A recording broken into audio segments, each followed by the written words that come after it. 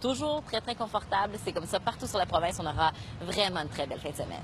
Oui, merci Geneviève. Et on remarque sur les prévisions météo, oui, du beau soleil. Ce qui veut dire qu'en fin de semaine, on va encore en profiter, soit pour faire des barbecues, soit pour avoir des amis à la maison, faire des pique-niques, des gros rassemblements familiaux, puis ça va se passer à l'extérieur.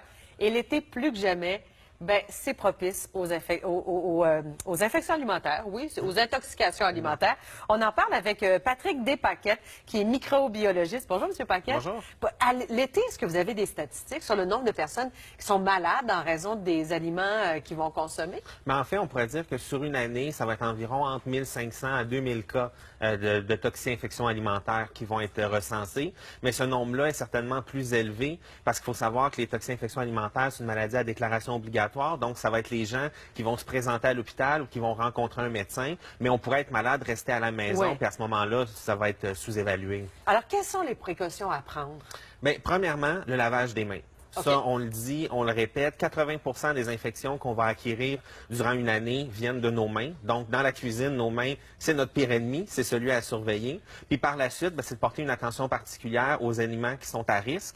On pense souvent au poulet, on pense souvent au bœuf haché, mais on oublie beaucoup tous les légumes et les fruits qui sont porteurs de bactéries qui sont potentiellement là, pathogènes pour les humains. Vous avez raison. Au cours des dernières années, on a souvent eu des avertissements de laitue en sac qui proviennent, entre autres, des États-Unis, ou même si on dit que le produit est peut-être déjà pré-lavé, on nous recommandait de relaver. Comment ça se fait que sur la laitue, il y a des organismes qui se fixent puis qu'on devient malade? Mais en fait, c'est tous les fruits et les légumes, surtout ceux qui sont en contact avec le sol. La laitue, ça pousse près du sol. Ouais. C'est des sols qui sont fertilisés, souvent avec des fumiers animaux. Et à ce moment-là, les bactéries peuvent se retrouver à la surface des fruits et des légumes. Puis vous en parliez, vous aviez raison, les salades qui sont importées, fruits et légumes, parce que ceux qui sont produits ici, généralement, n'ont pas de contamination ou très peu. On va surtout voir ça chez les fruits et légumes qui sont importés de l'extérieur. Ouais. Alors, vous avez insisté sur le lavage des mains, c'est une chose, mais lavage du plan de travail aussi. Nos fameuses planches à découper, Oui. je vais vous entendre là-dessus. Mais effectivement, comme vous dites, laver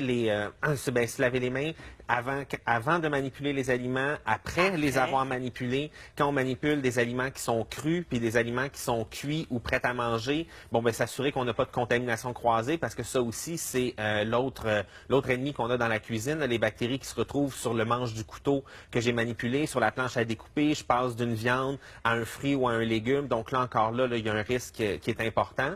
Puis d'autant plus, comme je vous disais, surtout au niveau du lavage de la laitue, on met beaucoup d'emphase sur la cuisson du bœuf haché, la fameuse maladie du hamburger. Oui. Mais on pourrait manger un hamburger avec une boulette de viande qui est complètement carbonisée. Mais si je viens glisser à l'intérieur une feuille de laitue qui a été mal lavée ou une tranche de tomate mal lavée, finalement, je peux attraper la maladie du hamburger quand même, tomber malade, puis avoir de la difficulté à comprendre pourquoi, parce que ma viande, elle était bien cuite. OK, mais la cuisson de la viande demeure quand même un élément important, là. La cuisson de la viande demeure un élément important, mais aussi tout le temps que la viande va passer à température pièce avant la cuisson. Parce que cette période-là, tu sais, moi, je suis un grand amateur de barbecue et n'importe qui vous dirait qu'il faut faire tempérer la viande avant de la cuire. Mais tempérer une viande quand il fait 20 degrés au début du printemps versus tempérer une viande quand il fait 35 degrés dans la cuisine, c'est plus rapide. Puis ce temps-là de chaleur permet aux bactéries de produire des toxines. Puis ces toxines-là vont résister à la cuisson. Donc, il y a vraiment autant, on veut pas laisser l'aliment trop longtemps sur le comptoir,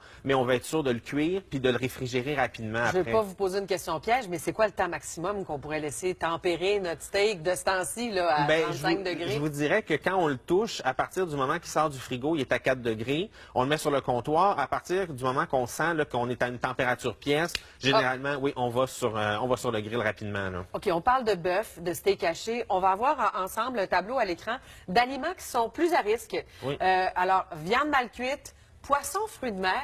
Oui. Pourtant, on nous recommande de très peu cuire notre poisson.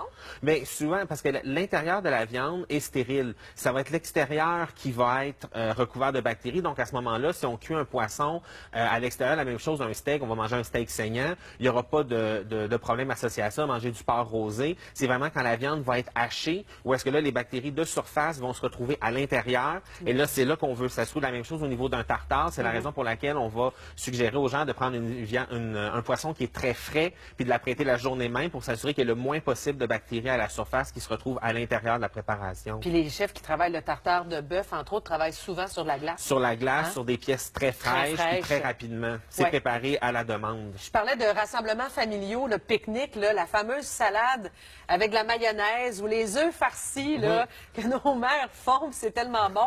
On laisse ça combien de temps dehors avec une température comme Mais on a là pour le pique-nique? on évite de le laisser trop longtemps, ou on s'amène des ice packs, ou on s'amène de la glace, parce qu'il faut savoir que là où le risque est le plus important, c'est plus l'aliment est transformé, plus l'aliment est manipulé, plus on va mettre, si vous parlez entre autres la salade de patates, salade de macaroni, on rajoute des macaronis, on rajoute de la mayonnaise, des piments, du persil. Donc plus on en rajoute, plus l'aliment peut devenir contaminé. Puis à ce moment-là, on va chercher à le réfrigérer avant de le consommer. Moi, j'ai l'impression qu'il y a 2 mots-clés à retenir, c'est-à-dire l'hygiène et puis la réfrigération. Ça serait un bon début. On passera un plus bel été. Oui, certainement. Merci beaucoup d'être venu nous expliquer ça Ça ce me fait matin. plaisir. Bon barbecue. Merci Si vous beaucoup. aimez ça tant que ça, moi aussi, j'adore ça.